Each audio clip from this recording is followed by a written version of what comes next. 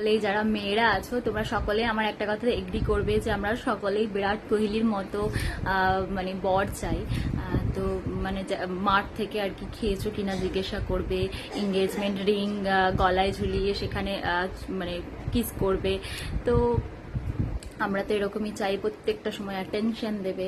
তো এরকমই চাই আমরা, বিরাট কোহলির মতোই বর চাই। এবার বররা বলবে যে তোমরা কি অনুষ্কা শর্মা, তোমরা কি অনুষ্কা শর্মা যে বিরাট কোহলির মতো অ্যাটেনশন দেবো?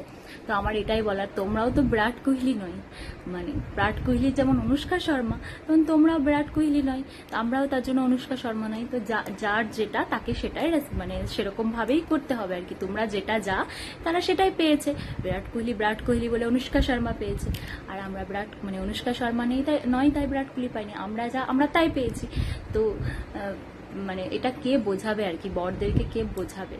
তো আমাদের মানে সবারই ড্রিম মনে হয় প্রত্যেকদিন রাত্রিবেলায় আমরা স্বপ্ন দেখছি বিরাট কোহলির মতো বর মানে সবসময় অ্যাটেনশন দেবে, তাই না?